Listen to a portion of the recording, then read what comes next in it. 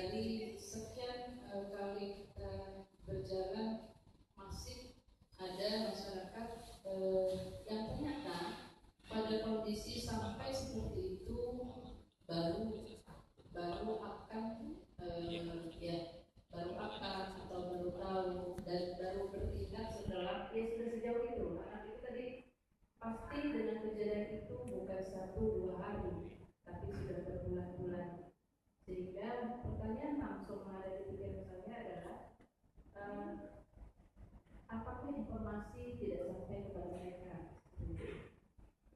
Jadi menurut saya rasanya memang kita sangat perlu bekerja sama.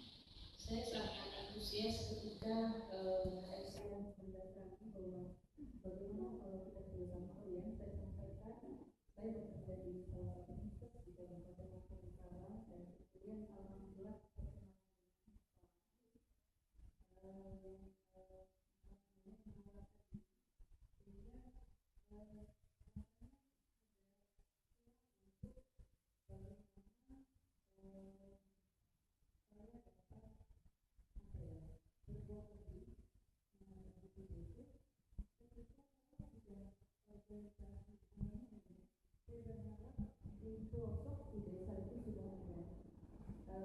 saya yakin orang-orang Muhammadiyah yang berada di desa-desa mereka juga sudah terpapar program ini sehingga kepedulian terhadap lingkungannya akan lebih tinggi karena memang sekarang itu sedang kita giatkan masyarakat sehat mandiri. Artinya masyarakat sudah mampu melihat menilai dirinya sudah sehat atau belum.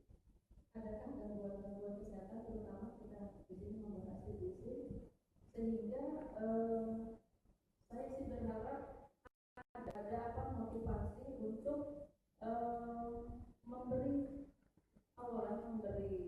tahu, memberi informasi kepada keluarga yang memiliki gejala-gejala TBC untuk dapat diobati.